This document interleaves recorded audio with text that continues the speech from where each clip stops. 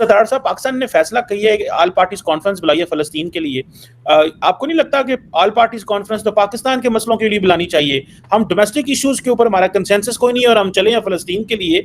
क्या ये हमारी जो पॉलिटिकल सिचुएशन जो है ये इतनी खराब है कि हम अपने डोमेस्टिक इंटरनल प्रॉब्लम के लिए तो कोई बंदा नहीं बैठने को तैयार? हम कह रहे हैं फ़लस्तीन में जुल्म हो रहा है, उनके लिए बात उधर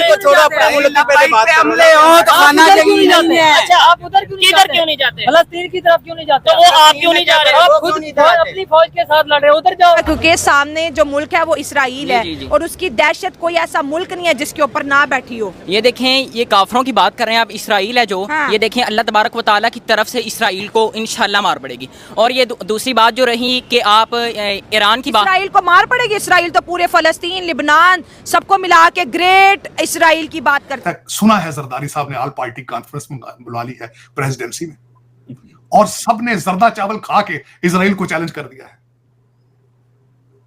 वाह भाई वाह। चीमा साहब, मैं हैरान हूं इस कौम पे जिनसे टीटीपी का लौंडा लपाड़ा मोटरसाइकिलों पे जो खोतों पे गधों पे फिर रहा है वो संभाला नहीं जाता। अरे कहाँ के फ़लस्तीन के लिए जाएंगे? मैं भी जाऊंगा अल्हम्दुलिल्लाह। फौज कहे तो ऑर्डर दे, तो फ़लस्तीन की क्या जरूरत है यार? हमें उन्होंने रोका हुआ है, हमें ऑर्डर दे। इसराइल ईरान पे हमला करेगा, आप ईरान जाओगे शहीद होने? जी इंशाल्लाह, अगर हुकूमत इजाजत देगी। जिहाद की 3 किस्में होती हैं, अगर उनमें से एक भी कोई किस्म मिलेगी तो इंशाल्लाह मैं तैयार। जब आपको कहते हैं फ़लस्तीन जाके लड़ो, जब आपको कहते हैं ईरान, फिर आप कहते हो हुकूमत इजाजत देगी। जब आप डंकियां लगा के यूरोप जाते हो, अमेरिका जाते हो, कनाडा जाते हो, तब आपको हुकूमत इजाजत देती है। और तुम फ़लस्तीन कहते हो कि हम फौज भी भेजना चाहते हैं वहां, इधर क्यों नहीं भेजते हो भाई? इनसे कुटी कुटी खेल रहे हो तुम। टीटीपी वाले थप्पड़ मारते हो तुम्हें, बच्चे तुम्हारे उठा के ले जाते हैं, उनसे नहीं बोलते हो, उनसे शर्माते हो तुम। जय हिंद दोस्तों, पाकिस्तान में एक ऑल पार्टी मीटिंग होने वाली है जिसमें आप उम्मीद कीजिए कि पाकिस्तान के सिचुएशन ऐसे हैं कि डेली अटैक्स हो रहे हैं। डेली 72 उग्रों के पास सैकड़ों पाकिस्तानी पहुंच रहे हैं। लेकिन दोस्तों, पाकिस्तान मीटिंग कर रहा है कि भाई हम फिलिस्तीन के लिए, फिलिस्तीन को बचाने के लिए पाकिस्तान से आर्मी भेजेंगे इजराइल से लड़ने के लिए। दोस्तों, औकात है इनकी इजराइल से लड़ने के लिए? इजराइल ने ईरान के कहाँ हिजबुल्लाह के कहाँ घुस के लीडर तबाह बर्बाद कर दिए। अब पाकिस्तान की सिक्योरिटी एजेंसीज कितनी तेज है पूरी दुनिया जानती है। इजराइल का मोसाद चुटकी भर में पलक झपकते ही पाकिस्तान के क्या क्या तबाह कर देगा मोसाद, वो फिर पाकिस्तान को भी समझ नहीं आएगा। और ये चले हैं पाकिस्तान से सैनिक भेजने फिलिस्तीन में, फिर फिलिस्तीन से की तरफ से इनके सैनिक लड़ेंगे इजराइल से। इतनी हिम्मत है तुम्हारे सैनिकों में? यहाँ तो सरेंडर करने की हिम्मत के अलावा और कुछ नहीं है। जहाँ देखते दुश्मन फौज आगे तुरंत पैंट खोल देते हैं।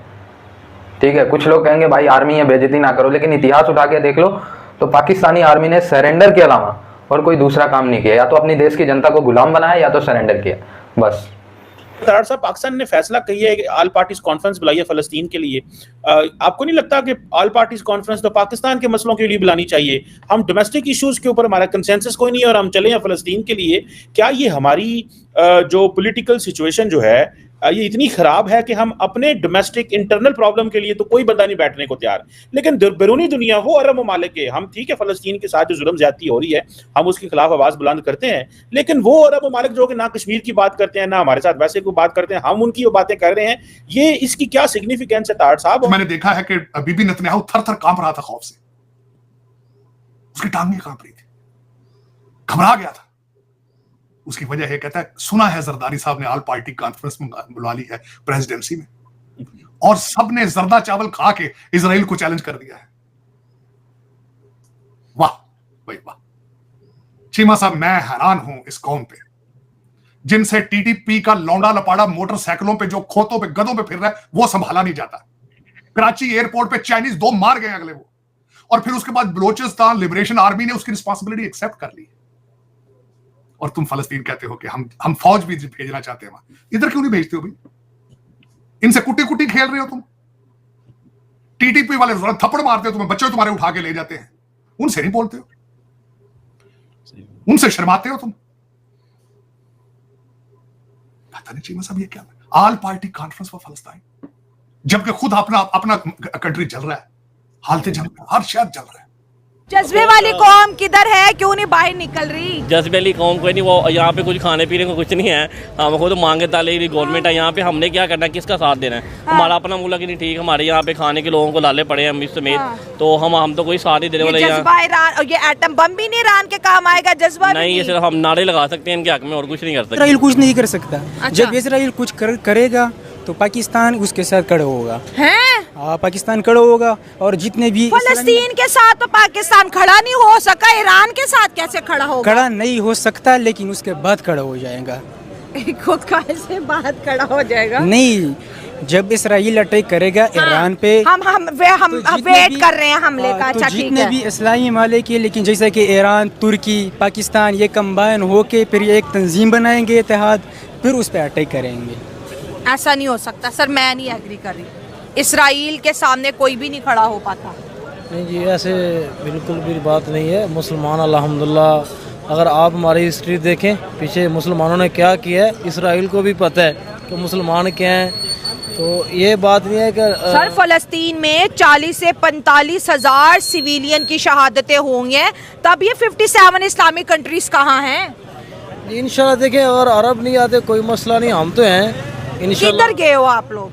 इंशाल्लाह हम देख रहे हैं अब आगे क्या बनता है। आप ये क्यों कहते हो कि किधर गए हो? आप खुद सपोर्ट करो, अपने मांड ऐसे बनाओ। सपोर्ट नहीं ना होता, कंट्री टू कंट्री स्टेटमेंट बड़ी वेरी करती है कि पाकिस्तान के वजीर आजम, पाकिस्तान के वो मसला आप छोड़ो, आप खुद ऐसे कंसेप्ट बनाओ कि हम है उसके साथ। बस कॉन्सेप्ट बनाना, लेट्स पोस्ट। वो ऐसे नहीं कहना कि आप किधर है, वो किधर है, खुद ऐसे ज़हन बनाओ। लेट्स पोस्ट हम उनके साथ है बस। बस कुछ नहीं फिर। स्पोर्ट्स से क्या होगा? उनको हथियार सप्लाई करो, फूड सप्लाई करो, उनको एटमी पावर सप्लाई करो, ऑफिशियली स्टेटमेंट दो। ईरान को ऊपर जैसे आज देखें, ईरान आज है कल है, क्योंकि अमेरिका व्हाइट हाउस के अंदर भी जो है इस वक्त बैठक बिठाई गई है कि अमेरिका और इसराइल मिलके अब ईरान को जवाब देंगे। ईरान एक इस्लामिक कंट्रीज है, मिडिल ईस्ट के अंदर रहता है। किसने सपोर्ट किया है ईरान को? ईरान के साथ जितना पावर है वो शो नहीं करता। अच्छा। हाँ, वो शो नहीं करता, वो सीक्रेट धमाके, सीक्रेट ब्लास्टिंग, सीक्रेट अटैक करते हैं। अच्छा। इसराइल पे। हाँ। तो अब ये जंग के जैसे गजा और फलस्तीन में हुआ, अब क्या ईरान में भी वैसे ही होगा? क्योंकि इसराइल तो रुकने वाला नहीं है, इसराइल का तो एग्रेशन पूरी दुनिया देख रही है। ईरान में हो जाएगा, लेकिन ऐसे 200 मिसाइल का जवाब कोई नहीं मिल सकता। ये एक यूनिक 200 मिसाइल, 400 रॉकेट दागे, इसराइल को तो नुकसान ही नहीं पहुंचा। नहीं, ईरान को नुकसान नहीं पहुंचा सकता। वो तो इस्लामी मालिक की तंजीम है, पाकिस्तान खड़े उसके साथ, तुर्की खड़े है, सारे इस्लामी मालिक खड़े उसके साथ। लेकिन चुप करके नहीं, जब इसराइल हमला करेगा तब खड़ा हो जाएगा। अच्छा, जब ये वेट कर रहे हैं कि इसराइल आके ईरान पे हमला करे, और हमला करने के बाद जो है इस्लामिक कंट्रीज खड़े होंगे। दूसरा, आपको जिस तरीके से वो कीड़ियों की तरह मार रहे हैं, और ये पहली दफा नहीं हुआ चीमा साहब, जंगों की हिस्ट्री अगर देखी जाए तो आपको पहले 1 लाख इराकी फौजी अमेरिकन ने मारा था जब कुवैत से पसपा होकर वापस आ रहे थे। आप देख लें इस वक्त मुसलमान मुल्कों की हालत क्या है, क्या हालत है। चीमा साहब, आज मैं थोड़ा सा कंपैरिजन जरूर करना चाहूंगा।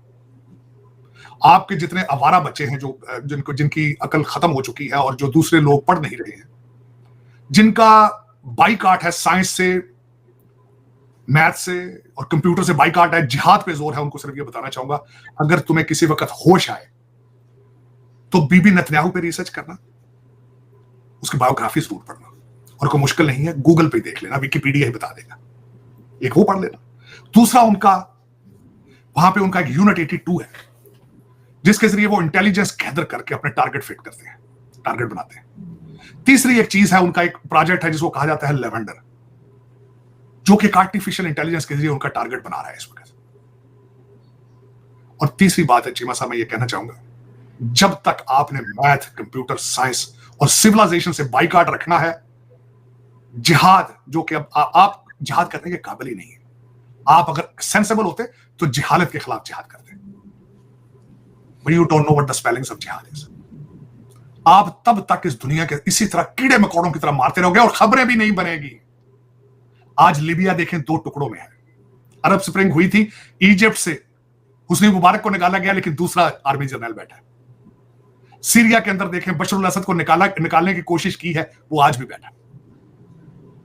आप इराक की हालत देख लें, आप दूसरे ममालिक की हालत देख लें, पाकिस्तान की हालत देख लें। जोर किस चीज पे मैं आज आपको खास करके मैं बिलखसूस आज सुबह उठते ही जब मैं सारा 7 अक्टूबर का सारा सिलसिला देख रहा था तो मेरा एक बात से बड़ा दिल दुखा है चीमा साहब। गाजा के अंदर एक बाबे का उन्होंने इंटरव्यू लिया, जब उन्होंने कहा कि what you think about it, उसने कहा मेरे 6 बच्चे थे, मेरी 2 रिस्पॉन्सिबिलिटीज थी, उनको छत देता या उनके लिए बीवियां ढूंढता।